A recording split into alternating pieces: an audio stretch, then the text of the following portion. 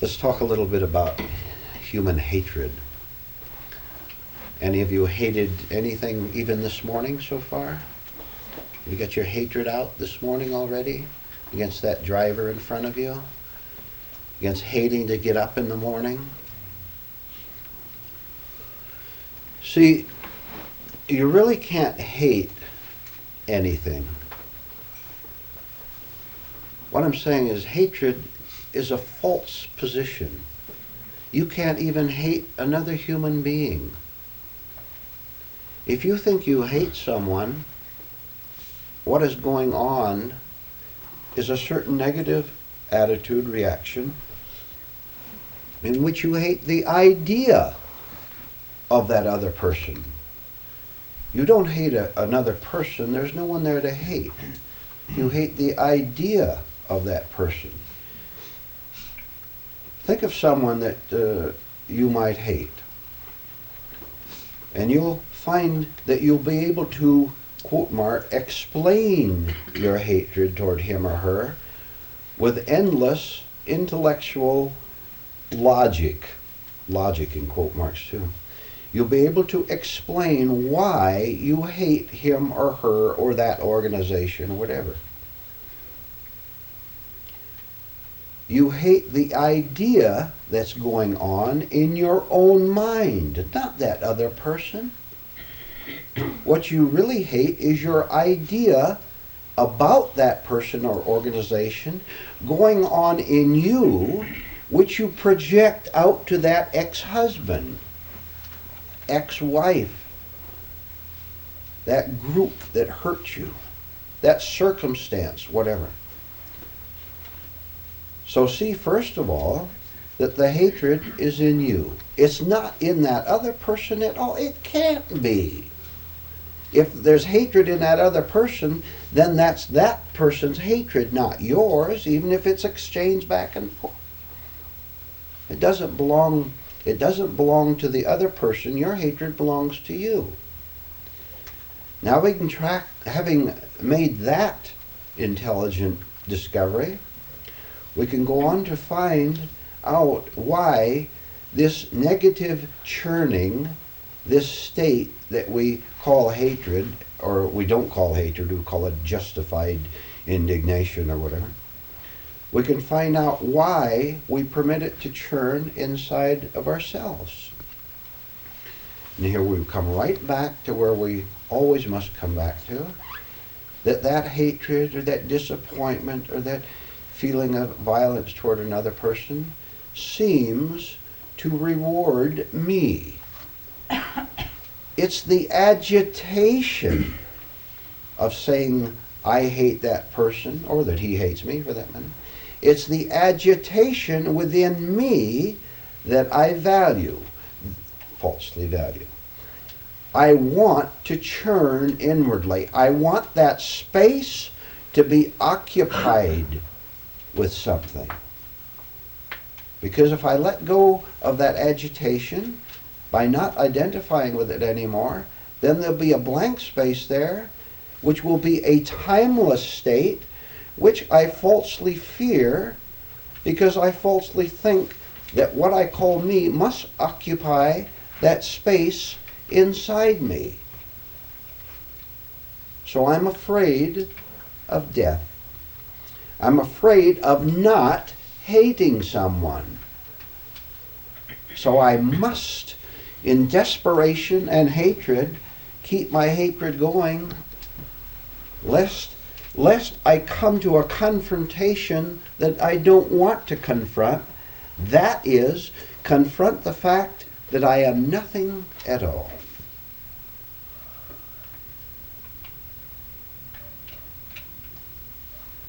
Which is why we're here, to understand that if I can face the fact that I don't exist at all, which is death, I will find that on the other side of that confrontation is true life. From now on, I can't hate anyone or anything for any purpose whatever. All my purposes in hating people, all my motives, all my contrivances will be mere gimmicks that I have preferred to seeing that I'm not at all who I demand to be. This, look, and you can understand this, a new person might not. We're here in this room to do something incredibly difficult, incredibly beautiful at the same time, which is to come to an end to intellectual gymnastics, which seem to make me who I want to believe I am, but who I really am not at all. In short, we're here to come to an end of ourselves. When I catch the first glimpse of what I have to do, that is what I just explained, when I catch the first glimpse of this, nothing is more horrifying to me. Nothing is more scary. Because I am asked to get off the madly whirling merry-go-round. I'm on the merry-go-round, riding on that horse with the rest of society, going around, and look, and you must understand this, and you sense it. The merry-go-round isn't going at a normal speed right around. It's going at a mad, insane pace with the music blaring, all this physical movement, all this blaring music. I must keep it going fast, hanging on, in order to keep the illusion going that I'm going somewhere, that I have a self who's going somewhere. Therefore, I must instruct.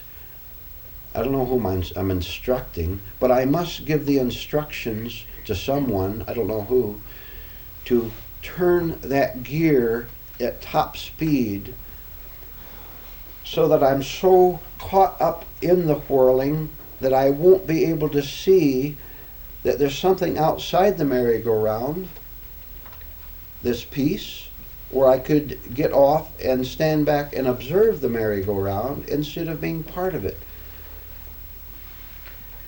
If you could give yourself instructions to slow down the merry-go-round, it would terrify you. Are you following this? You understand? Yes.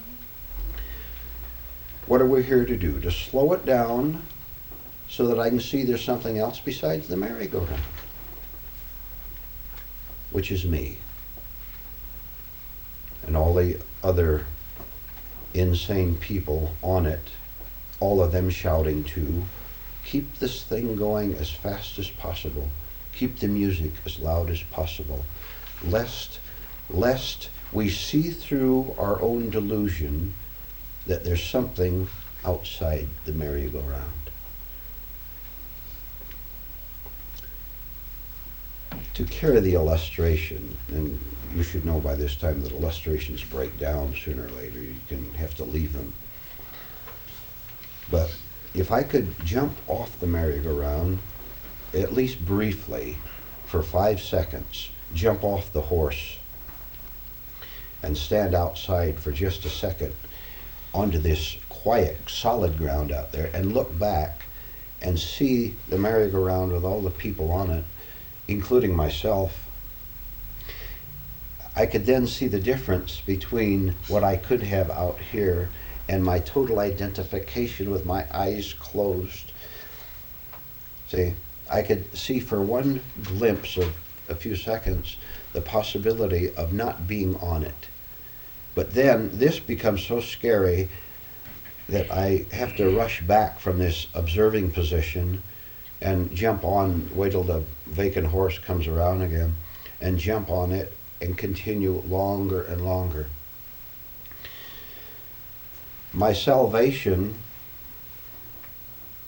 is, while I'm on the horse going around and listening to all this mad music, my one chance of salvation is to remember the different state that I had when I jumped off for 5 seconds, and begin to sense dimly that there's there is indeed something else besides just closing my eyes and hanging on and opening my eyes not to see the platform out there, the solid ground out there, but to see the other mad people. See, I must have other mad people on there, right?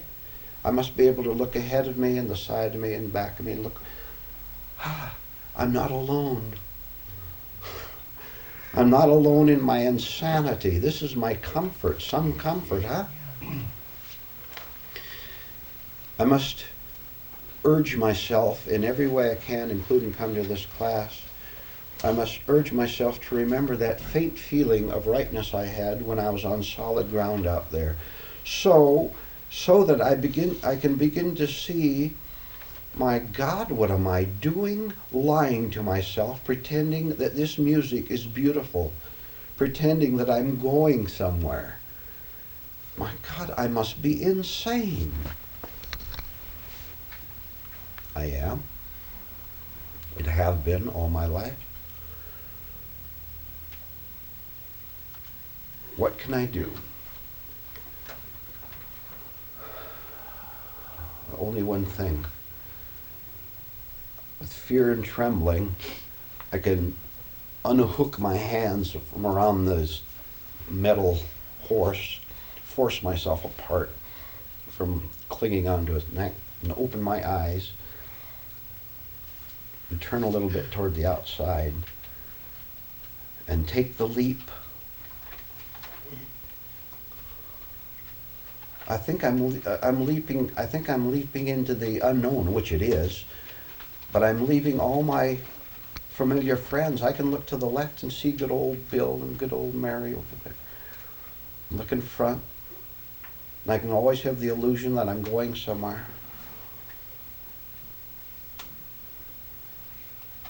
I'm tired of being insane, lying to myself.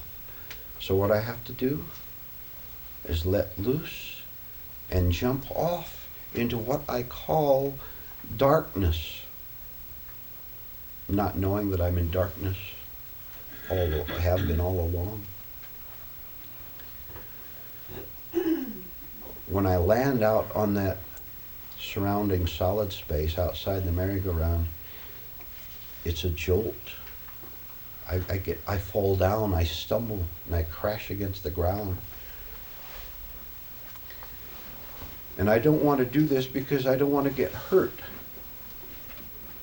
However, I see the necessity that I must get hurt. Something must happen that's going to jolt me. There's no bed of roses outside the merry-go-round. It's solid ground, which is what I want, but I want it padded. I won't jump unless you put roses out there. No one's going to put them out there. Dear sir and dear lady, you're going to have the courage to say, I'm going to jump regardless of what happens to me when I jump out there. And I can't get mad. I can't get mad at anyone who tells me to jump and say, why didn't you make it softer on me? No go. You don't bargain at all. Don't bargain with what's out there. Instead say, I'm not going to cooperate, I'm not going to bargain anymore with the whole system of the mad, insane, whirling merry-go-round and everything and everyone that's on it. I am not going to believe your lying promises anymore. I have found out that the familiar is not the secure after all. The familiar isn't the new. I'm not going to believe your promises anymore. I have no idea of what's going to happen to me, but I do know one thing. I'm tired of being insane, calling myself sane.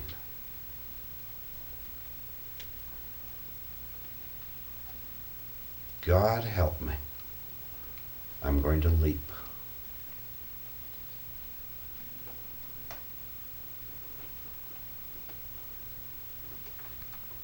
we're not very willing at all to take the leap.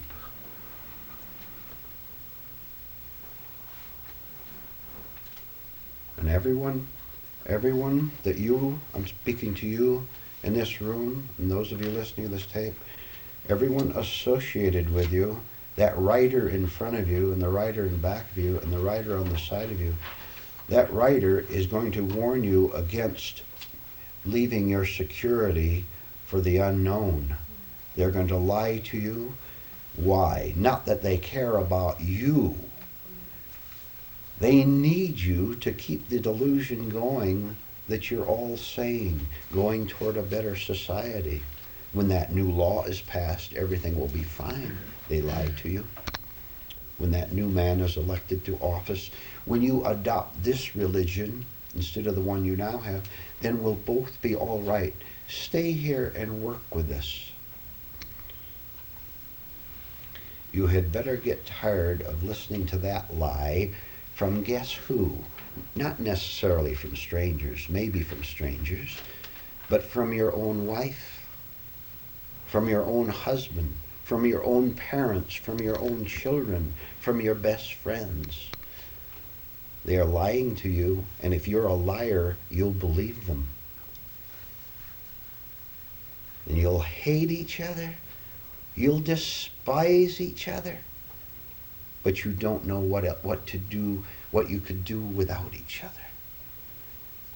The only way to get free of an insane person who's lying to you is to work on yourself and get rid of your own insanity by daring to ignore what they say to you and leap anyway. Then you'll be back again, because you can't stay out there very long at a time at the start. But every time you make a leap off the horse into the surrounding solid ground, you give yourself the intelligence and the endurance and the courage to stay out 1 second longer each time, and 1 second less longer on the mad merry-go-round.